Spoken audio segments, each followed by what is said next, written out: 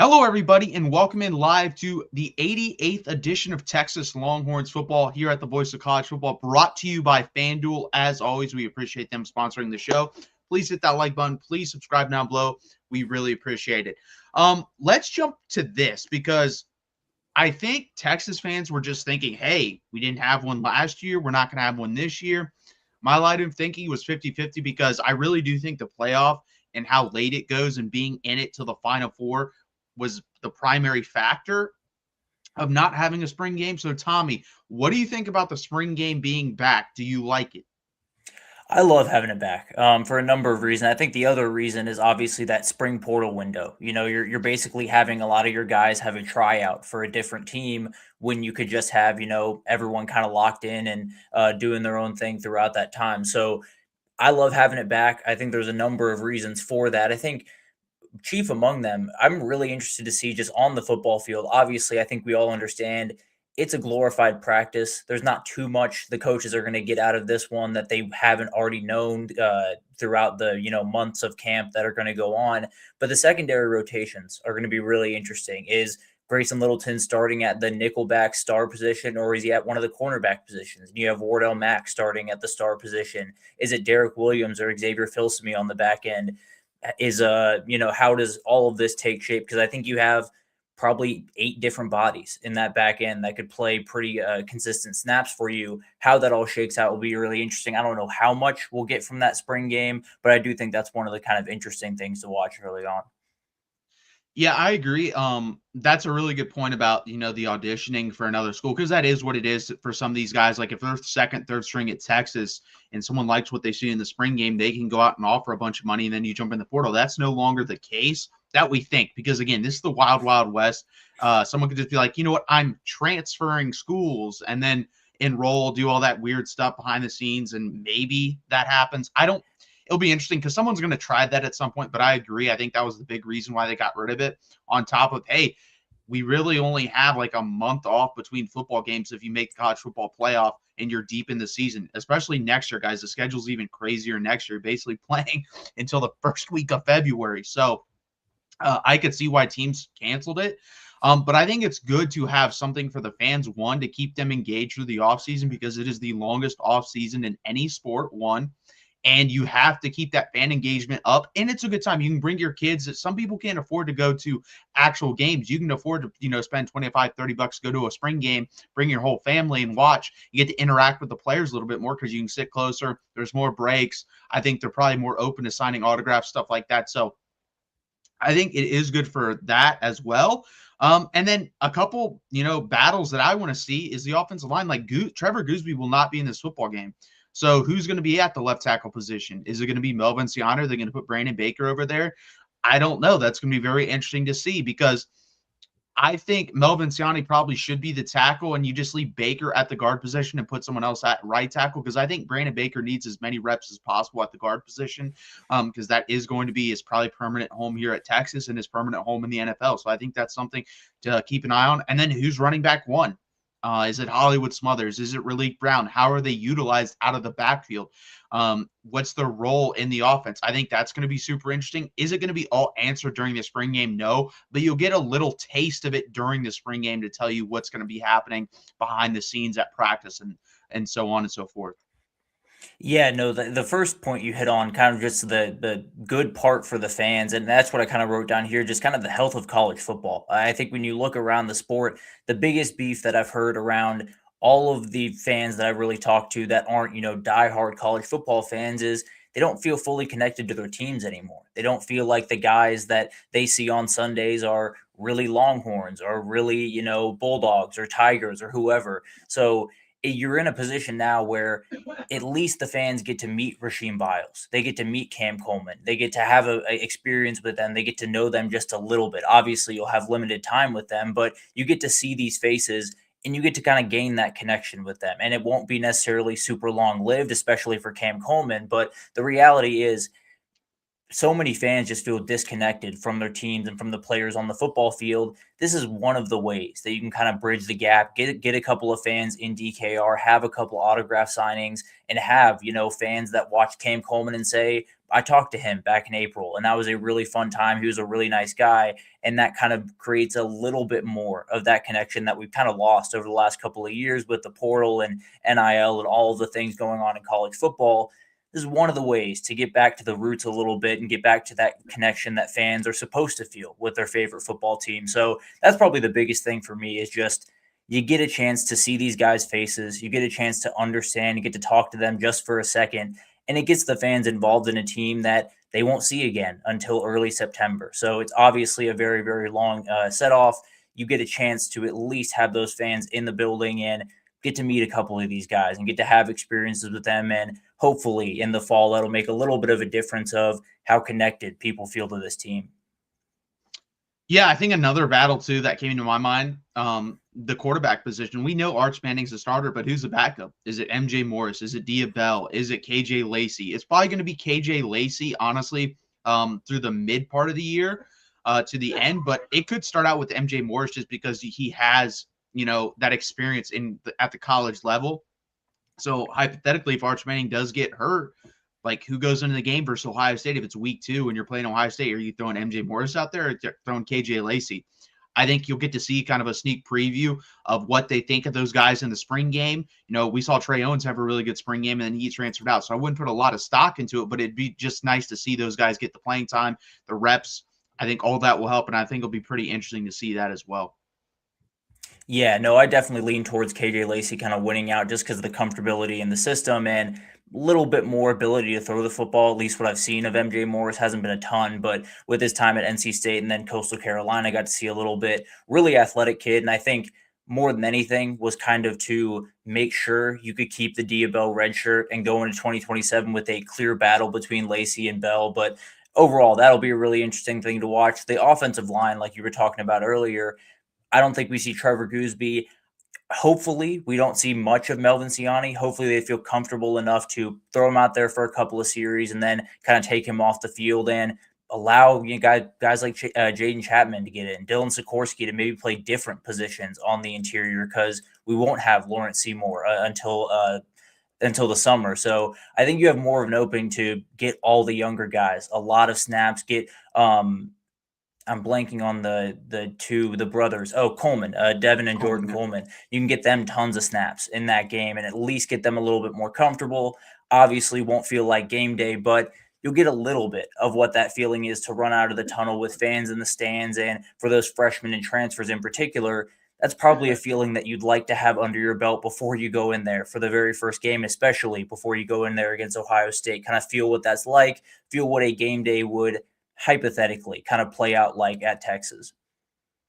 Yeah, and I'm not going to put too much stock in it because the last spring game we had, the defense looked awful, and that ended up being the best defense of the Sark era and the best secondary of the Sark era. And it was the secondary in particular that was getting diced up in that spring game, and everyone was freaking out. Oh my gosh, they're terrible. Da, da, da, da, da. And then they go out there and have a Thorpe Award winner. So again, not too much stock in it, but I do think it's an overall good thing for the sport. And I think it's a good thing for Texas in particular to have this spring game back.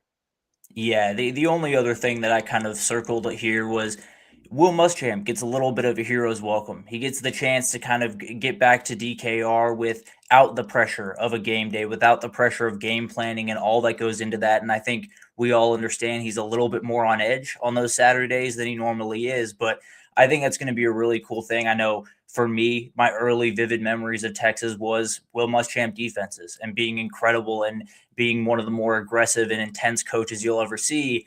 I think it's going to be a really, really cool thing for the fans to see him kind of get a little blast of the past and see the differences between what Pete Kwiatkowski ran and what Will Muschamp ran. I don't know if there's going to be a bunch of differences in terms of having 5 DBs and that type of thing, but in terms of the aggression that they're going to play with, I think that's going to be a big difference, and you'll be able to see that at least in spurts throughout the spring game. No, I agree too. I was going to bring that up, but you brought it up, so that's perfect. Again, guys, please hit that like button. Please subscribe down below. Let us know what you think of the spring game being back, positives, negatives. Are you indifferent on the situation? Let us know in the comments. We really appreciate that. Our next subject, three players, especially like starters, Texas fans aren't talking about enough. Tommy, I will let you hit on this one first. Who's your number 3 player on the list? I'll start with the guy we talked about actually just a second ago, Brandon Baker. I think that's a really good football player. He struggled early on in the football in the season, and that was very obvious. I think that right side of that offensive line, well, DJ was kind of the incredible player among a lot of not incredible players last year on that offensive line. But overall, he struggled early. He got much better throughout the season, got much better in pass protection, got a little bit better in run blocking. Obviously, needs to continue kind of developing there, but a really, really good mover, like we've talked about a number of times. He's going to be the guy that you throw a screen out, you want 3 linemen to get out there. He's probably the one leading the way because he's probably the fastest on his feet, probably the quickest out in open space. I think he's going to be massive for this team. I think he's really helpful to a guy like Connor Robertson in pass protection. You can kind of lean on him and hopefully Lawrence Seymour once that final group is put together. But overall, I think he's going to quietly have one of the better seasons we've seen from a Texas guard in 2026. I think he's going to be a really talented guy, whether or not you push him back out to tackle in 2027 or you keep him at guard. I think we both kind of agree that he's probably a guard long term, so you probably keep him at guard. But overall, I think this guy's really, really talented. And I think when you look at this offensive line, you're probably going to talk about Gooseby and Siani and the kind of anchors of the two edges. But I think Brandon Baker's going to be as important as just about any player on this team and about as good at any offensive lineman we're going to have this year. Yeah, he almost made my list. If I had a top 5, he would be in there. I think Brandon Baker was the guy in particular that got better the most out of anyone on the offensive line throughout the year. I like Gooseby was basically who he was since the first half of the first time he's really stepped in for Kelvin Banks. He's kind of taken off since then. DJ Campbell, progressively got better throughout his career, but was pretty much a done product by the beginning of the season last year. Had a couple, rough starts in the first 3-4 games, but after that was fine. And then Cole Hudson and Connor Robertson kind of got thrown in a weird situation, and Cole Hudson had, been injured. So it's kind of hard to tell. But Brandon Baker just got progressively better. And in my opinion, at the end of the year, you could argue he's the second best offensive lineman on the team. If you want to see DJ Campbell, fine. But I think Brandon Baker was in that, conversation. So I completely agree with you. I think there's a chance next year we're talking about 3 guys that are, top 70 picks in the NFL draft if he wants to come out. That wouldn't shock me if it's Melvin Siani, Brandon Baker, and Trevor Gooseby coming out, and you have 3 top 75 picks at all. My number 3 is Emmett Mosley. Again, I just don't think anyone – you already see it. Everyone is talking about Cam Coleman. Everyone has him as their top 5 wide receivers, as they should, coming into the season for next year. I think he is a top 5 wide receiver if you're coming in for next year. But I think Emmett Mosley is one of those guys that's going to – benefit. I think he will benefit the most from Cam Coleman coming in. I know people keep talking about Ryan Wingo, but I think the middle of the field is going to be opened up quite a bit, and I think that's where Emmett Mosley operates, and I think that's where he's going to get a lot of his yards. I think he's going to have a really big year next year. People talk, 2019 LSU came to mind, and they had Jamar Chase and Justin Jefferson, and then Terrence Marshall. And, Terrence Marshall, really good wide receiver, ended up as a second-round pick in the NFL draft, but no one talked about him. That's kind of how I feel about Emmett Mosley. He could easily, in my opinion, be, a top 50, top 60 pick in the NFL draft if he's able to stay healthy. That's like his one big thing. If he's healthy, he's a really, really talented football player that a lot of the country doesn't know about. Yeah, it's always funny when people are talking about Cam Coleman and the addition he is, and he's going to be incredible. I have very little doubts about that. And then they talk about how many doors he's going to open for Ryan Wingo, and we've talked about that on here. Emmett Mosley, probably, if you're just talking about route running, is probably the best of those 3. He's probably the cleanest, coming in and out of his breaks, and has very, very strong hands. And you just talked about it. The middle of the field is going to be open. Those safeties are going to be very worried about playing over the top on a guy like Cam Coleman or coming really fast downhill on those swing routes to Ryan Wingo.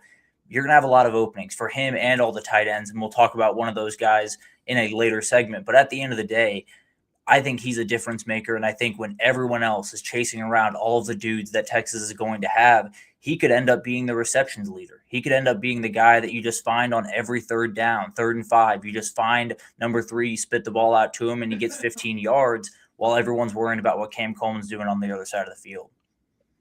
Yeah, I agree. I think he's one of the most underrated players in the country. Like, if we're just going most underrated players in the country, make a list of top 25, I think he's on there. It'll be interesting if someone does do that, like on three, and if they have him on the list, because I think he should be. I think he's that talented and that good. Again, health is the only issue with him. That's been the issue. It was at Stanford. He was putting up good numbers there with Ashton Daniels his freshman year. He was putting up good numbers at Texas before, the injury. Between the two injuries he had at Texas, he was, in my opinion, the most well-rounded receiver we had.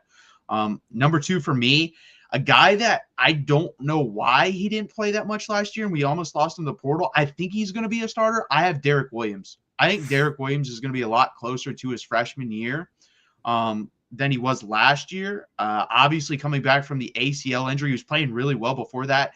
Tore the ACL a couple years ago from Oklahoma, and then wasn't on the field much last year. And he looked, a quarter of a step slower. But to me, I think that's, kind of the reason Dwayne Akina got fired. That was like the key thing is like, why is he not playing over some of the guys that we had on the field? Because with the experience, the hard hitting ability, he was good in coverage when he played.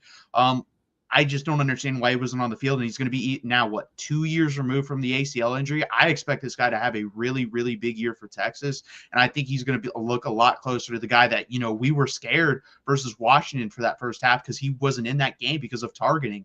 And then when he came in the second half, they were a little bit better just because of him, and that was his freshman year.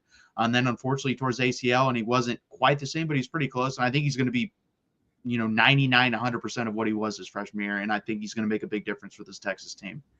Yeah, he's on my list as well. I have a third one that I can throw in there at the end, but at the end of the day, I think the biggest thing is what you talked about. Dwayne Akina is gone. Blake Gideon's back in the mix. And we were talking about players that benefit so much from Will Muschamp coming in. And Cade Phillips is a guy that I circled earlier a couple of weeks ago, I believe. And actually, we'll talk about him later as well. But Derek Williams, I think he's right up there. He is a downhill player. That's the way he's going to play football. He has to play fast. He has to play physical. You could tell he was that quarter step slower. It wasn't, very glaring. It wasn't like when he was out there, it was an obvious hole, but there was differences between him and his freshman year and him coming back from that ACL tear. I think now you're in a position where he's going to move a lot more confidently. He's going to be back with the coach that got so much out of him in his freshman year. And I think he's in a defense that just fits his ability a little bit stronger than the one that he was in a year ago. So I'm right there with you. I think he's a difference maker and one of those guys that Texas fans almost are going to kind of remember as a big time player on this team when it comes around to September.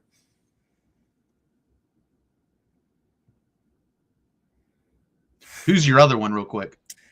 My second one on my list is Brad Spence. I think that's someone, when we talk about the edge rusher / linebackers, okay, everyone wants to talk about Colin Simmons. Everyone wants to talk about Lance Jackson, and I'm right there with him. I think those guys are incredible. I think Brad Spence is kind of the chess piece that can be used in this defense in so many different ways, whether you want to line him up at kind of that true linebacker position next to a guy like Ty Anthony Smith, or you want to have him be that true edge rusher that he can be.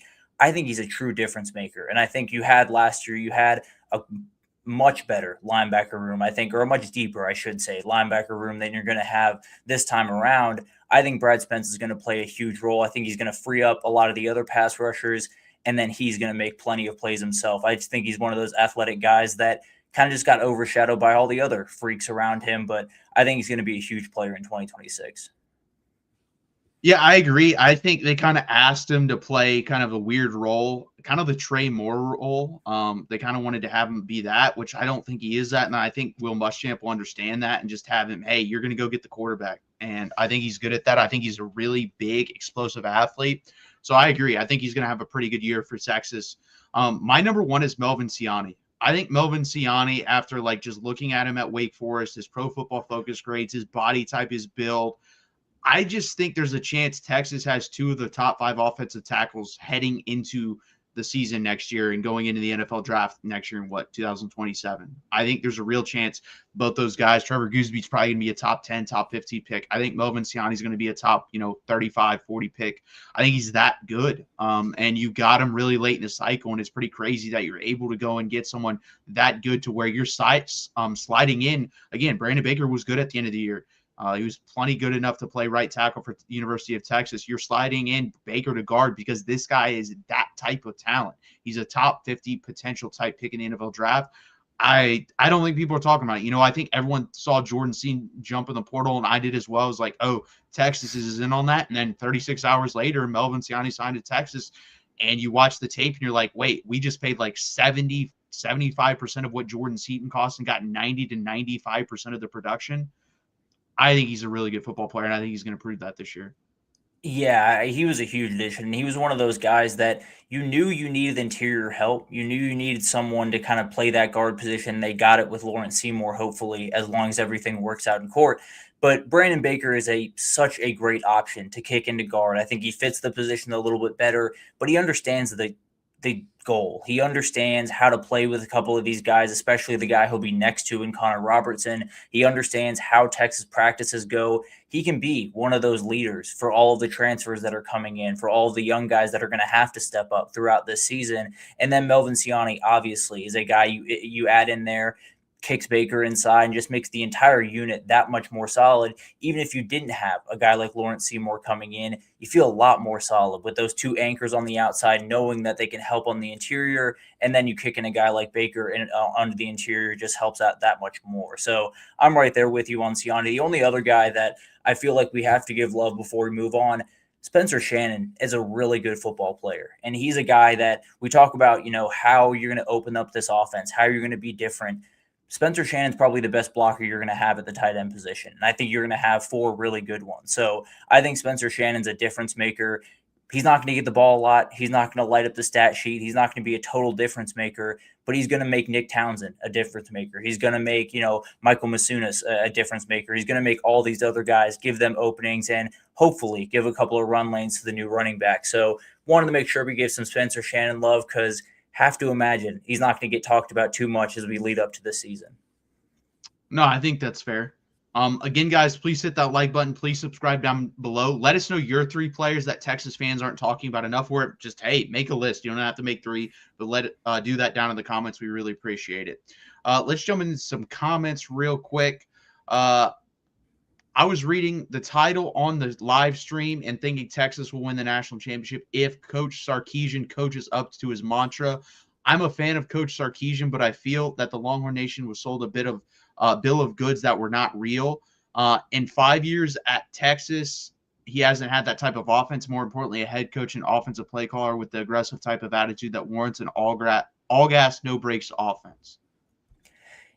Yeah, I kind of get where he's coming from with that one. I think there's a lot that goes into that, right? There's a lot that goes into how aggressive you can be.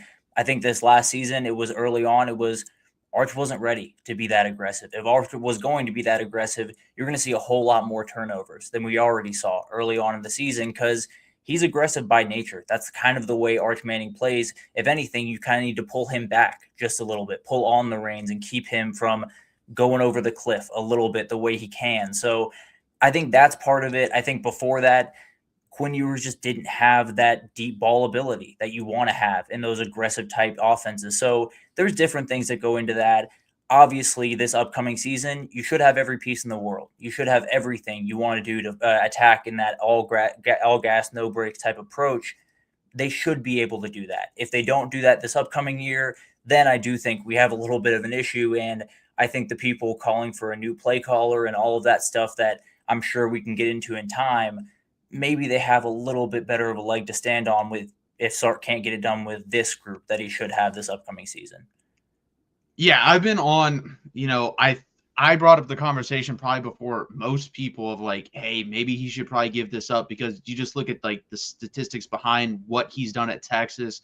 And then, 4 guys in the last 50 years have won a national championship as head coach / OC or DC. So I think there's definitely, some substance behind that message.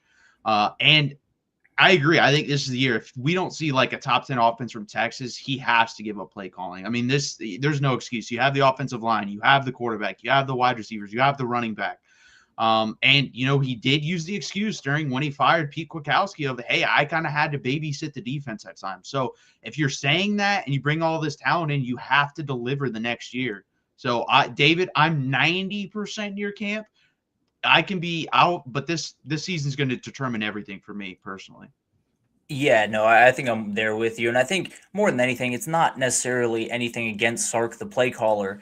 you No. just only have so much time in the day. You only have so much time to put together a roster. And I think you saw last offseason, they missed on the offensive line because maybe there was a lot of other stuff going on. You felt pretty good about the group that you had. Obviously, they've kind of righted that wrong this offseason, but there's a lot going on. And if they can't get it done this year, I think it shows that there's just too many different moving parts for you to be make sure to be game planning, 10 hours out of the day or whatever it ends up being. So I think that's going to be a conversation for a later date.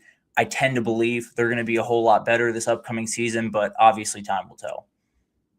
And we might as well just jump into it because David Keith Williams did bring up the question. Texas will win the Natty if this can be one thing, this can be multiple things. And a conversation like this is probably going to be multiple things. Tommy, I will let you start off. What are some things Texas has to do better and improve on for them to win in the national championship? Yeah, I have one for offense, defense, and special teams. The broad one for offense is Arch Manning playing free. That's kind of just the general rule. If that kid is playing with passion, playing with energy, and playing with that little bit of fire that we've seen from him, he's a whole lot better of a player. But a little bit more nitty gritty. If they average at least 4.8 yards per carry, they're going to be in really good shape this upcoming season. They were 84th in the country, 4.2 yards per carry this past year. You up it to 4.8, you would be right in that top 30 range, right along with Texas A&M and a couple of these other teams that were good rushing offenses. Texas A&M had their struggles, of course, but at the end of the day, that was a strong rushing offense. You don't have to be elite, especially with the pass offense that you expect to have and the pass protection that you expect to have. I don't think you have to be the most consistent unit in the world. I tend to believe they won't. I tend to believe there's going to be a good unit that kind of has that spit-based run game, has that run game where you have 3 yards, 2 yards, 1 yard, and then 20 yards down the sideline for Raleek Bryan or Hollywood Smothers. It's kind of what's happened around college football. I think that's what you're going to see from this group. And then you add in Arch Manning's legs. I think the duo is going to be enough to do in this new O-line is going to do enough to hopefully get to that number. I think if you get to that number, or even especially above that number, you're in great shape. And you're going to have an offense that's going to be able to play off the run enough to get openings for Arch Manning. And then I think he'll handle the rest from there. I like what you said there because I've been saying this since the Mississippi State game, 2 years ago now, basically, when we made the Final Four versus Ohio State. I looked at the numbers from the past 10 national champions at that point, and basically every national championship team has averaged like 4.9 to 5 yards per carry, seems to be about the number. And then your lead back averages about 5.5. And Texas at that point was Jaden Blue, I think, was averaging 4.6. So you're basically a whole yard behind what a national championship team's lead back averages. I completely agree. You're going to have, listen, you don't have to have, a guy that carries the ball 30 times for 150 yards or anything like that. But you're going to have someone that takes 65 to 70% of the carries and averages 4.8 plus yards. If you don't have that, you're not going to win the national championship.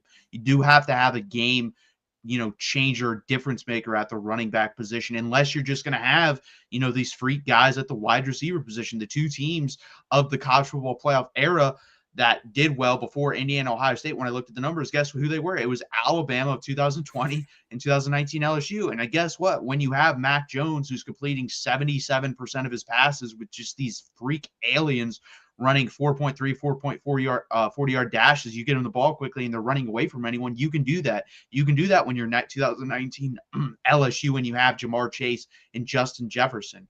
And if Texas is able to do that, then fine. You can average 4.5, 4.6 yards per carry. But I'd rather, just get the run game right, and then you don't have to worry about that. Yeah, especially if you have Arch Manning, you have the numbers advantage in every single play. Every single rushing play you have a quarterback that can take the ball and go for 60 yards. He's proven that. So you should be able to do this. The offensive line, I don't think they have to be road graders. I don't think they have to be pancaking guys left and right. I think they just got to open gaps, and I think they can do that for Raleek Brown and Hollywood Smothers. If you get to 4.8 yards per carry, I think you're going to be really effective, and I think the offense is going to be plenty good to win a national title. So my number one is kind of in that same vein, and I only have one because I think it's the biggest one. I think it's just they have to clean up the penalties.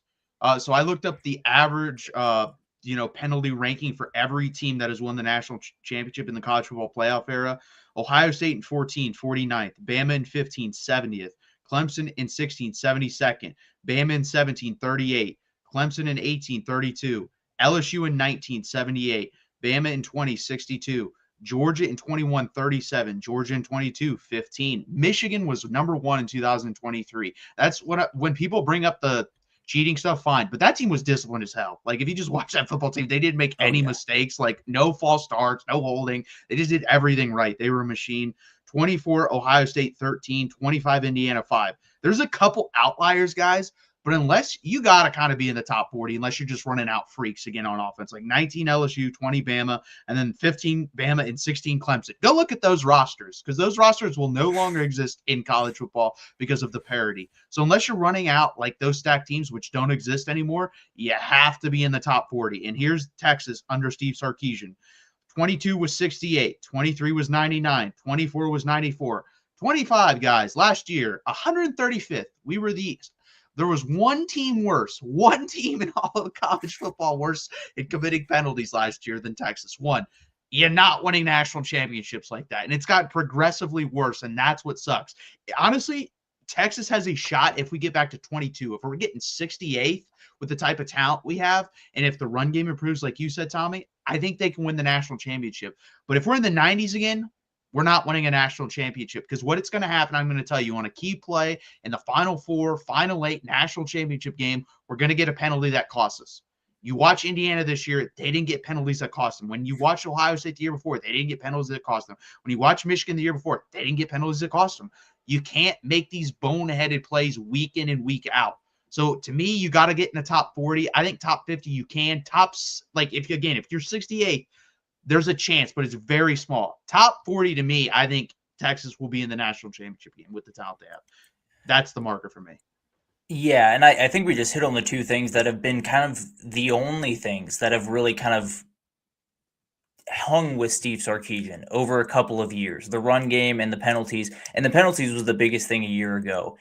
And you clean up the offensive line position, you probably clean up a lot of that. Obviously, a lot of that comes from false starts or illegal motions, or guys not lined up in the right way. So hopefully, with this new group that's a little bit more experienced, a little bit more comfortable, a lot of that is cleaned up. But it does have to be top 50, top 40 to give yourself a chance, because you make a 3rd and 2, a 3rd and 7, that's enough to change a football game. That's enough to put Arch Manning in a bad spot, and then he forces a throw that he doesn't need to in a big-time game. So I think that's a huge part of it. It's just play a little bit cleaner on down-to-down football, especially up front, and I think you're going to be a really, really hard group to stop, because you're going to be really hard to keep behind the chains consistently. I think the best example of this is making the Final Four versus Ohio State. You go back a game. We made a 4th and 10, a 4th and 15, and had Quinn Ewers bail us out. Otherwise, we lose to Arizona State in a game we had no business losing. Texas was a far superior football team than Arizona State. Texas was the second best team that year to Ohio State. I think that was proven on the football field. They were the only one to really hang with Ohio State in the college football playoff. Like, Notre Dame game was fugazi. That final score was not that close, honestly, to what was actually on that scoreboard, because I think they were 24-7 at halftime or something like that. Like, we were 4 plays away in the goal line to tying Ohio State and taking them to overtime and possibly winning that football game. And the things that kill us have been penalties and run game, like you said. So got to get better at both those things. What's your other one? Yeah, on the defensive side of the ball, it's really simple. If you stay healthy at linebacker, you're going to have a really, really good group. If you have Rasheem Biles, Ty Anthony Smith, Justin Cryer, Tyler Atkinson, we talked about a lot last week. If you put a guy like Brad Spence maybe in that group, as long as those guys are healthy, I think every other position around them is going to be really good. And we talked about it, we have a lot of really good athletes. I think Ty Anthony Smith, Rasheem Biles, Justin Cryer, all elite athletes. You got to find someone that can play the linebacker position. I think it's going to end up being Ty Anthony Smith, but at the end of the day, I think you have a really, really good group there. It's probably right along the offensive line when you just say, if they stay on the field, it's going to be a solid group. If they find a way to keep that front line on the field consistently, I'm not worried about it. I think the defense looks incredible on paper. You keep everyone healthy, especially in that linebacker room. I think you're in really good shape, and I think these linebackers, you're going to need them in this Will Muschamp defense. You're going to need them to fly downhill, to play aggressive, to play really smart and really, really instinctual. You're going to have those guys healthy, have the top line guys healthy consistently for that to happen. So on defense, it's just keeping those guys healthy. As long as you do that, I really don't see a massive weakness for this defense. Yeah, I think it's going to be interesting because I think the two biggest things heading into the new era of college football, coaching, number one, is going to be more important with the spreading out of talent. And two is keeping your key players healthy. And it's going to be interesting how teams go about that. Do you do less thumping and hitting in practice, live practicing? Do you just shorten practices like Indiana did, where, like you said, you're really only having like an hour, hour and a half practices? And I kind of agree with that because think about it. There's only so much you can do. If you have everything down, you don't need to just overkill everything by going 3.5 hours. I think, especially now, depth wise, I think that's a smart way to go about it. And then, like you said, I trust the top end guys, but the depth after that, like if Rasheem Biles goes down, it's really thin at the linebacker position. So I agree, especially with that room. Yeah, no, if Biles goes down, it becomes, can Tyler Atkinson be an outright difference maker in his freshman season? And I think he can, but I don't want to figure that out that early on in the season. So that's definitely a piece of that. I think the other part of it, like you were talking about, kind of changing the way they go about practice. When you talk about Indiana a year ago, they were an RPO heavy team. They were as one of those teams that leaned on the quarterback to make that play in the moment, to make that decision in the moment. I think Arch Manning is going to feel a whole lot more confident making those decisions he did late in the season.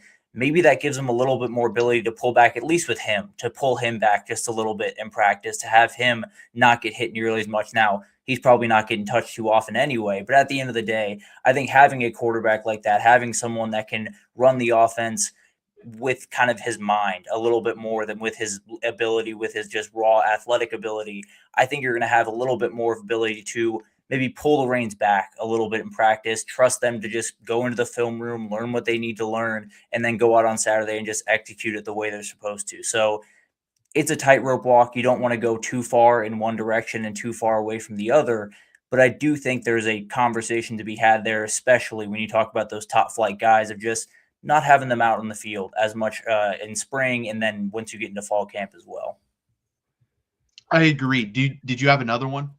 Yeah, my only thing with special teams was just play as good or better than you did a year ago. I really don't think that unit would. I think that unit could have won you a national title if you put everything else together around it. Mason Shipley, Jack Bowmeister answered a ton of questions a year ago. Ryan Niblett's going to be a difference maker. Not remotely worried about him. Frankly, I think the return game could be even a little bit more dangerous with a guy like Jermaine Bishop coming in, or maybe even Derek Cooper early on in the season getting back there for kick returns or something. But you bring in a guy like Gianni Spetic, I think he brings more range than Mason Shipley did a year ago, so that could be a difference maker. I think the punt game is going to be solid enough with Bo Meester going out, so I think you're in good shape there. I'm not too worried about them taking a massive step back, but you got to execute in those areas. That was a massive issue for them before a year ago. You got to make sure you keep up that level that you had a year ago and hopefully improve just a little bit as well. Yeah, I think the only thing I can think like definitely need to prove is the kickoff return game. The punt return game was perfectly fine. We really haven't seen, I don't even know the last time. I mean, Jordan Shipley might be the last time we've had like a dynamic kick returner. I guess Mixed with the Dajay punt Johnson returner. would have been Yeah, the Deshae difference Johnson maker. was pretty Yeah. good. Yeah, Deshaun Jameson was more punt return. He wasn't kick return, I don't think. Yeah. So we need someone to, we don't Also, need touchdowns, but 30, 40-yard returns would be nice. yeah, also a kickoff guy that puts it out of the back of the end zone. I Yeah. think Specic will do that. I think one of those guys will do that, whoever they decide is that guy. But at the end of the day, I don't need to see another kick return that gets returned 20 yards because we can't kick it out of the back of the end zone. So let's handle that first, and then we'll figure out the rest of it, I guess. No, I agree. Again, guys, please hit that like button. Please subscribe down below. Let us know what Texas has to do to win the national championship next year. And again, we are brought to you by FanDuel. The Super Bowl just ended, but they've already dropped their odds for next year. We talked about the college football playoff odds, so I thought it'd be cool to talk about the NFL odds. And the Seahawks are favored to repeat at plus 750, which kind of surprised me because, listen, I think they're a good football team, but kind of surprised that they're favored to repeat at plus 750 next year. I believe the Rams are second on FanDuel and odds. So they were the two best teams, in my opinion, this year. We'll see if they can repeat that going into next year. Yeah, I think you talk about the Seahawks in particular.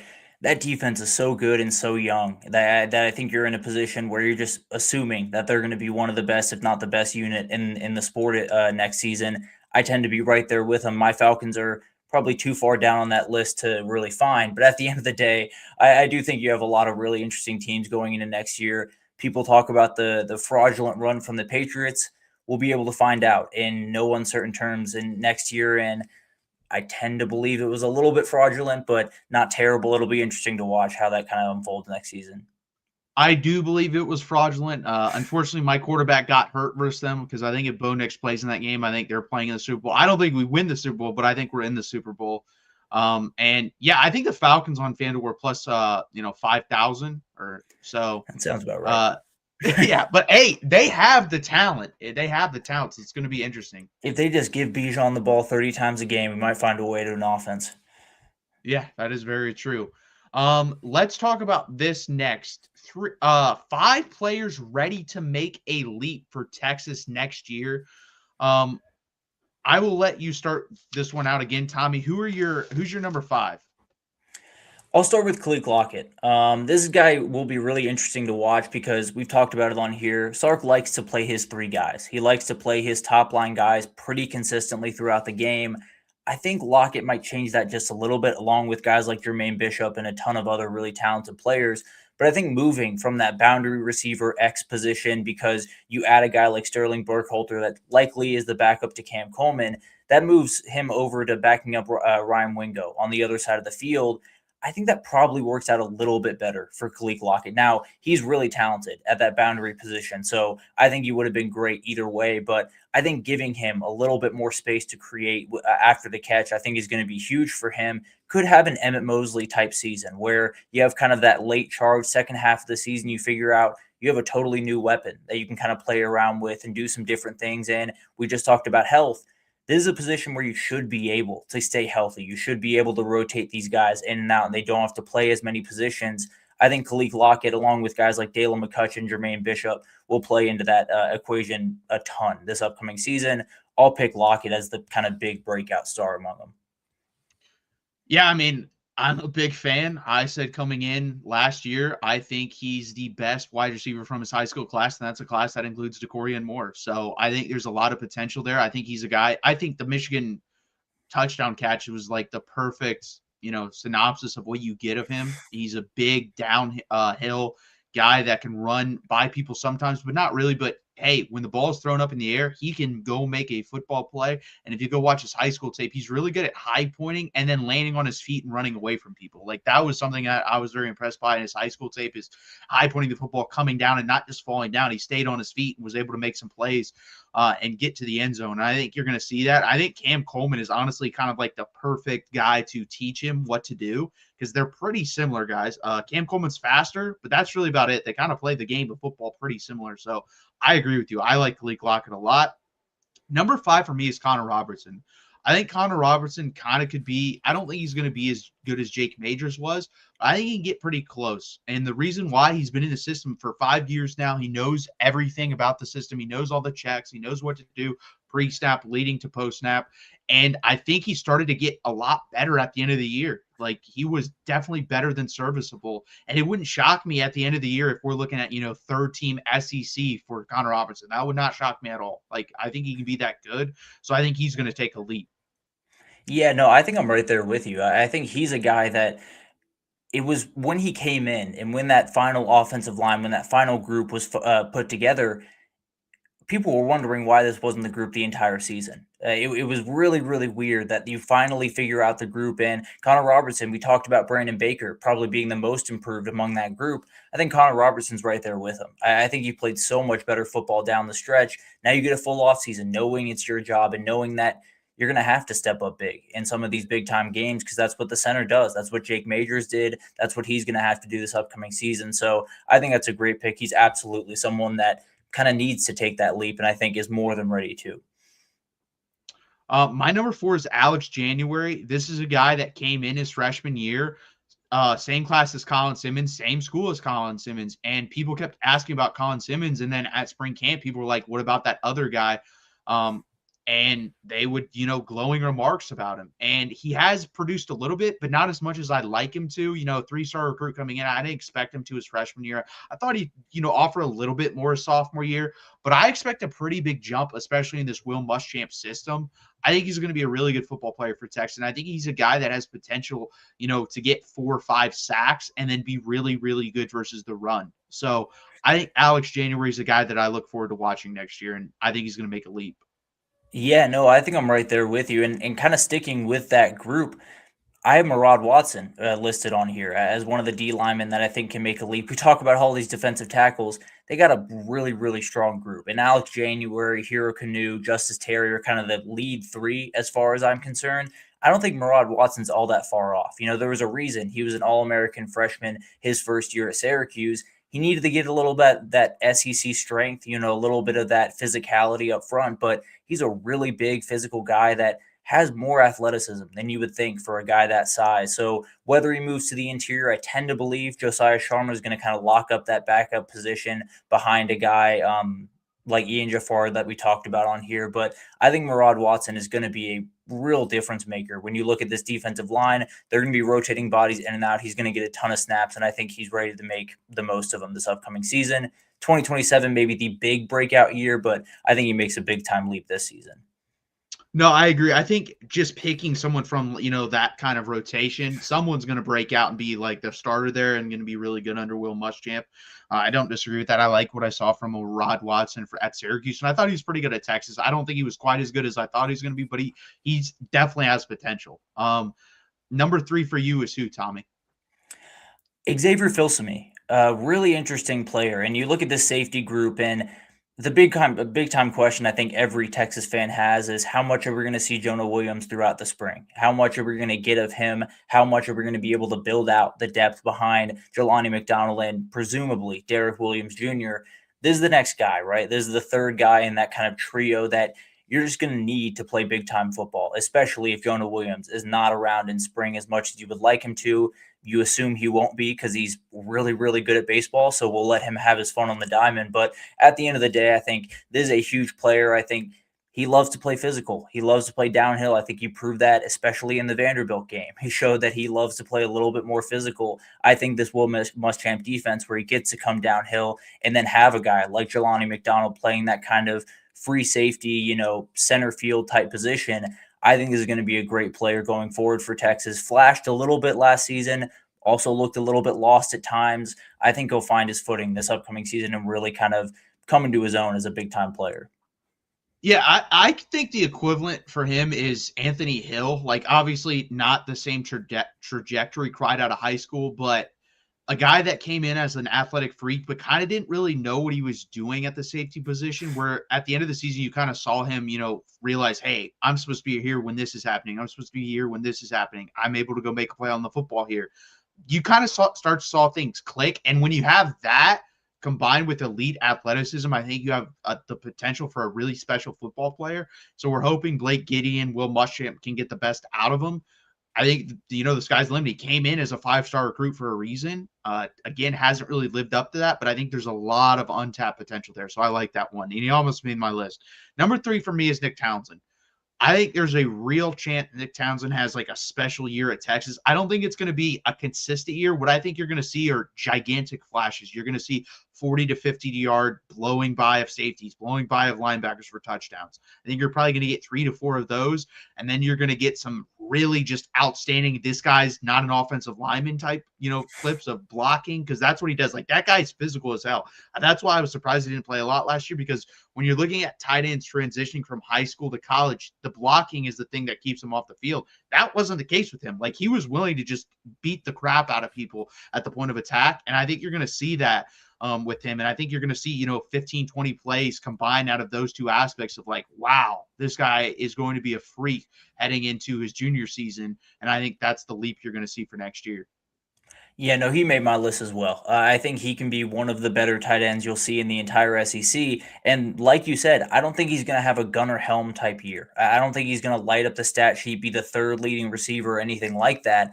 But I think when you see some film cut-ups on, Sunday afternoon and Monday morning from guys like Cole Kublik or some of these SEC guys that really break down the film, they're going to love Nick Townsend. And I think they already do. If you saw what he did in the San Jose State game, I believe was the first one where he really just laid someone out and everyone was like, I think we're going to really like this kid. And then you add in the athleticism, you add the ability to kind of run away from even safeties at certain times. I think this guy's a difference maker, and the room is incredibly deep.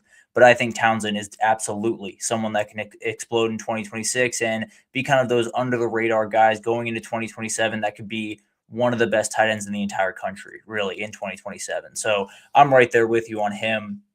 The last guy on my list, someone that kind of already made that leap late in the season, weirdly enough, kind of made a mid-season leap, Cade Phillips. I think he is downright elite. I think he's one of those guys that his man coverage ability probably about as good as you're going to find across the country this upcoming season, right up there with guys like DJ Pickett, who's also a true sophomore going into this upcoming season for LSU.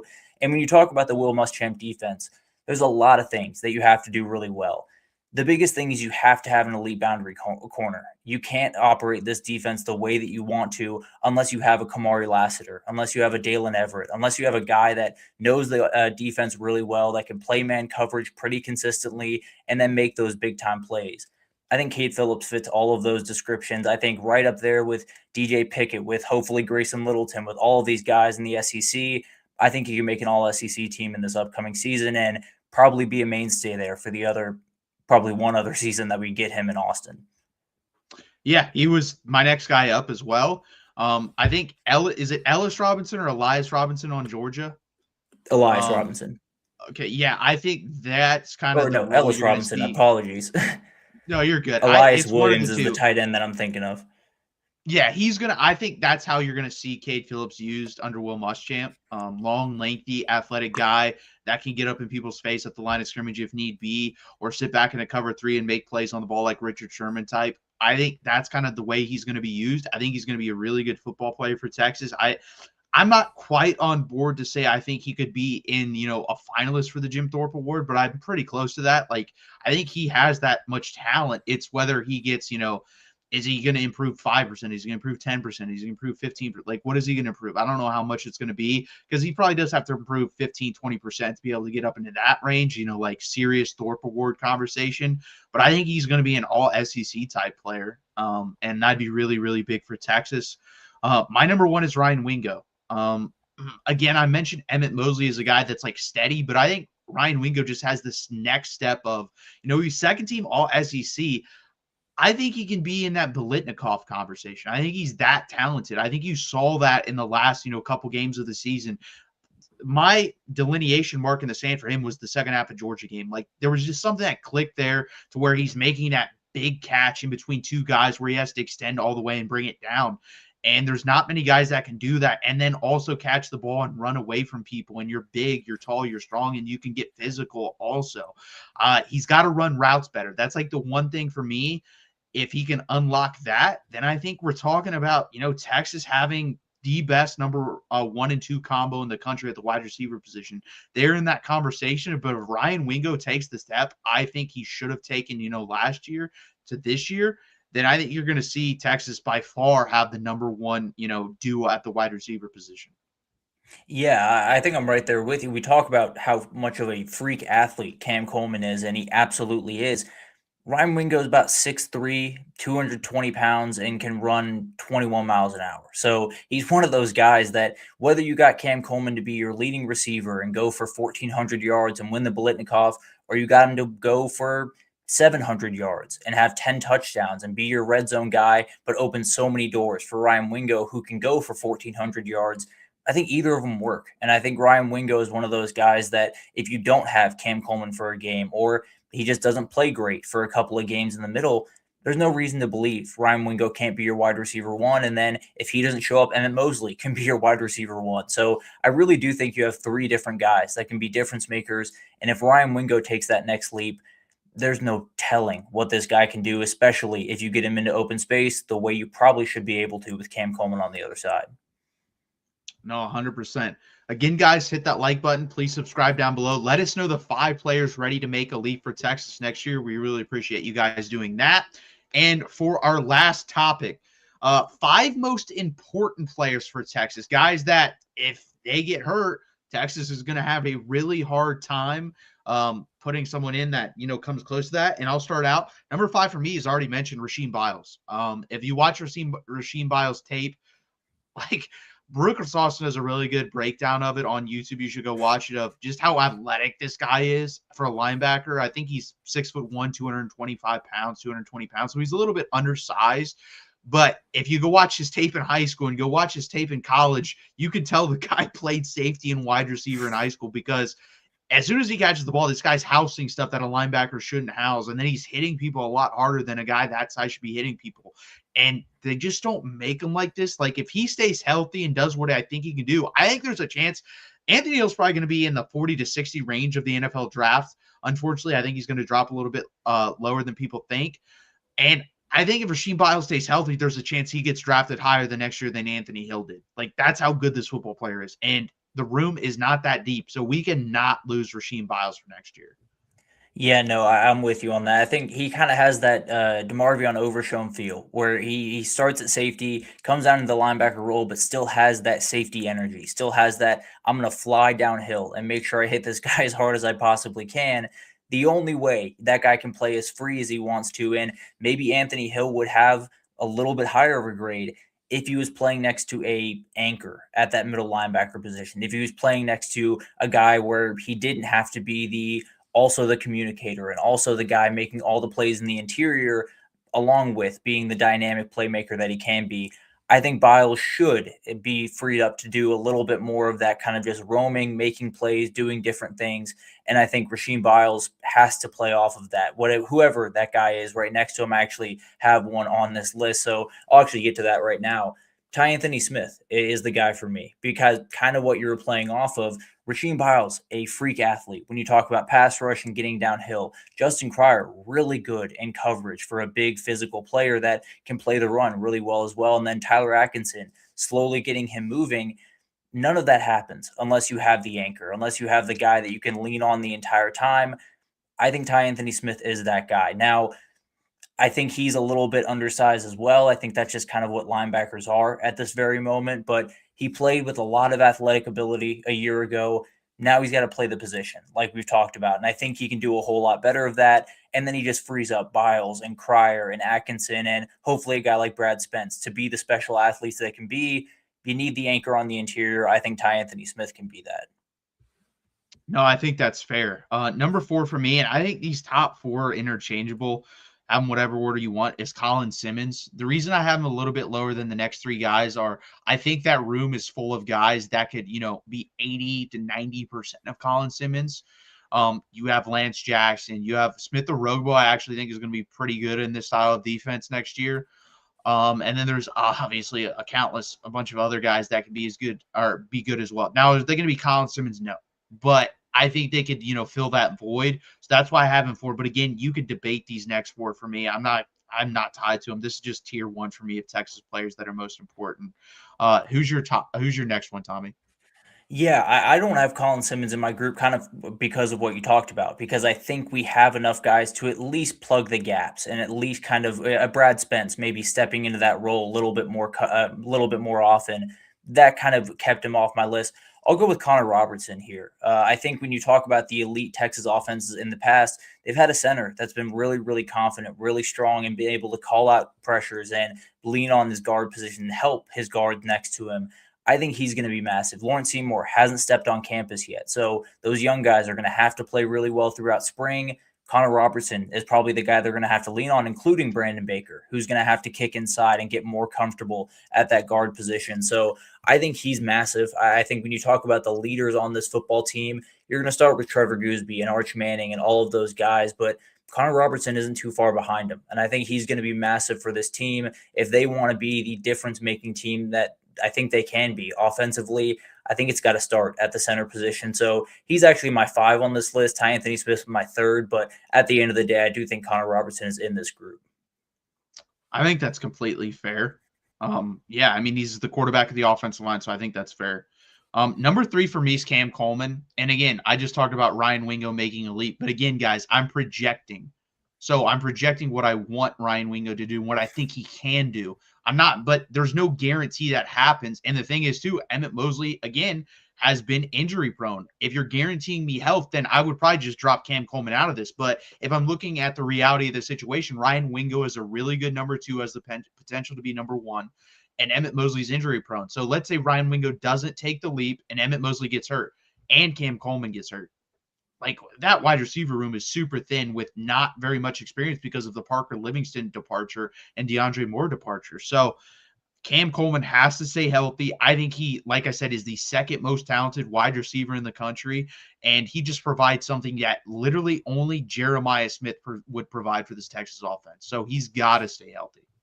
Yeah, I mean, there's a reason why Texas went out and was very aggressive for this guy and didn't back out when teams like Alabama got really involved and you had a ton of teams coming after this kid and they paid a pretty penny for him. Let's just be totally honest. They definitely shelled out quite a bit of money for this kid because they felt like they needed him. So I don't think there's any question that regardless of it, if it's him making all the plays, like I talked about earlier, or just opening doors for all the other guys, he's a massive addition, and he's going to be a player that has to be super important for your offensive game plan, both going into the game and then obviously taking up all the attention during the game. So I'm right there with you. I think the wide receiver group, really talented. He's the guy that kind of opens all the doors for that talent to do all the things that it can do. So I'm right there with you. On the other side of the ball, Jelani McDonald, I think, is going to have to be a huge player for this team. When you talk about the biggest difference between this defense this upcoming season and the defense from a year ago, aside from the difference in approach, you're not going to have the leaders that you've had in the past, or at least right now, you don't have the leaders. You don't have Anthony Hill, and you don't have Michael Taft. And I think when you talk about the communicators on that defense, Michael Taft was probably chief among them. Him and Anthony Hill were running everything out there. And when Michael Taft wasn't on the field, it was a big time difference in that secondary and everyone just knowing where to be and knowing how to line up. McDonald's going to have to do that. You still have true sophomores playing at the star position and the corner position. So you're going to have to find a way to have a really, really experienced guy back there. And then he's just going to have to play really good football. And I have no doubt that he's going to play really good football. He's going to have to step up as kind of that leader both on and off the field this upcoming season. No, he would have been number 6 for me. So I completely agree. And I think it's going to be interesting how he's used. Is he going to, I mean, I think there's packages he's going to slide down to that big nickel position or slide down to linebacker. So I think it's going to be very interesting. I think he has the chance to be, a late first just because the safety position, isn't super valued in the NFL. I think Caleb Downs is the best player in the NFL draft heading into this year, and he'll probably be drafted like somewhere between 10 to 20. So Jelani McDonald, go ahead. I think Caleb Downs might change some people's approaches to the safety position because that dude is different in every sense of the word. But yeah, I tend to agree with you. But he could be in that 20 to 32 type area if he does all the things athletically he can do, and then obviously takes that step forward as a leader.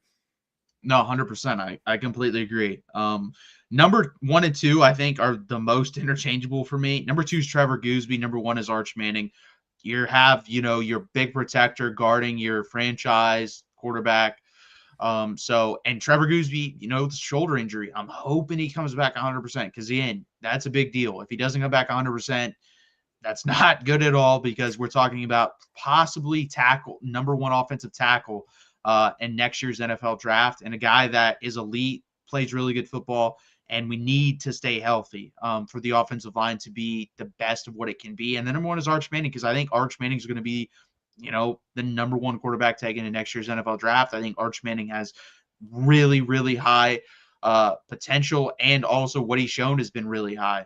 So it's not even really potential at this point. If you keep him healthy, you're able to take advantage of his deep ball accuracy mixed with his running ability and scrambling outside of the pocket. I think there's a really, really high ceiling for this Texas offense. So Arch Manning and Trevor Guzman are my top 2. Yeah, I left Arch off my list just for sake of having different names on here. He is clearly number 1. He is the most important player on this football team, both on and off the field. My number 2 is Hollywood Smothers. I think he's going to be your running back 1, whatever that means for this duo. I think it's going to be very interchangeable, but I do think he's going to be on the field a little bit more often. I think he's going to be a guy on 3rd and 1 early in the season. I think he's going to have to pick up that 1 yard. So I think he's going to be a huge player for this team, getting Derek Cooper ready for this season, not having to rush him into work because both the guys you picked up in the portal from the running back position, not elite pass blockers. So that's an area he's probably going to have to improve. But overall, when you talk about the Texas offense, the run game has to be the thing that you hang your hat on when you talk about any Sarkisian offense, especially when you go back to last season. It was the only season he didn't have a 1,000-yard rusher. We saw what the offense looked like without that. So I think you add in Smothers. I think he's going to be huge. We were talking about Brooks Austin earlier. He did a breakdown of Smothers as well. Said there was nothing, outright special about him, but he's a really good down-to-down back. That's kind of music to my ears. I don't need anything outright special from these running backs, especially when you have a Raleek Brown back there. I just need a guy that can get the 4 yards on a 3rd and 3.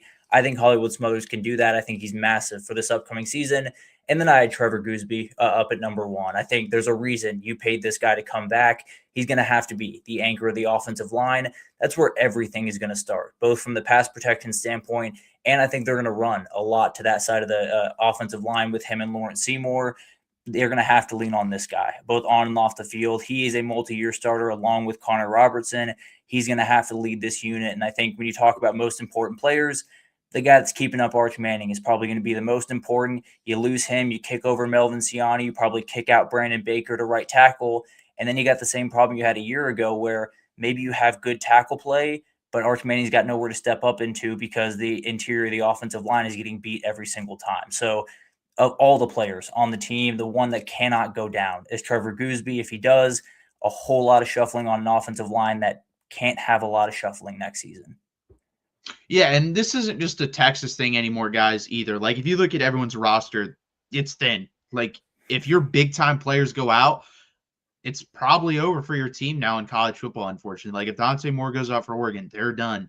If Julian Sain goes out for Ohio State, they're done. If one of their big offensive linemen goes out on either of those teams, they're done because you don't have the depth. All your depth is transferred. There's very few position groups on every team that has, like, you know what, this has certifiable depth. I think defensive line for Texas is one of those. I think Texas could lose 2 guys and still have a really good defensive line. I think Oregon could probably lose 1 or 2 defensive linemen and still have a really good defensive line. But there's not many position groups like that. So I completely agree. Yeah, no, I think Nick Brooks kind of perfectly breaks this down. That's not a guy that normally leaves a program like Texas, especially when you're probably telling him he has a good shot to be your right tackle in 2027. So I don't think that guy normally leaves. He also might start at Alabama. So he might be in a position where he moved to a place where he can start because they don't have much depth on the offensive line. So it is one of those things where you're just going to have 5 guys that stay healthy, and that's going to be the ultimate battle. And it goes back to the thing Indiana did where they found a way to keep those guys healthy. They found a way to get Carter Smith to the end of the season feeling really good about what he was doing. Get a guy like Pat Coogan, who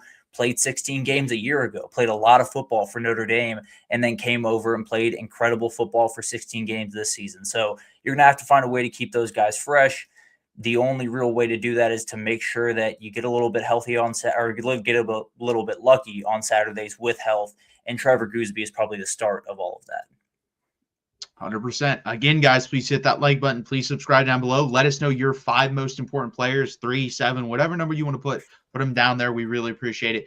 Again, guys, this has been the 88th edition of Texas Longhorns live here at the Voice of College Football, brought to you by FanDuel. We really appreciate you guys being a part of it. Please hit that like button. Please subscribe down below. And as always, hook 'em. College football is even more exciting when you've got some action on the line, and the games are even better when you're cashing in. And the Voice of College Football is the place to be to get the greatest value. Start with my picks. 75% against the money line, 58% against the spread, and I've got a 40-plus year track record.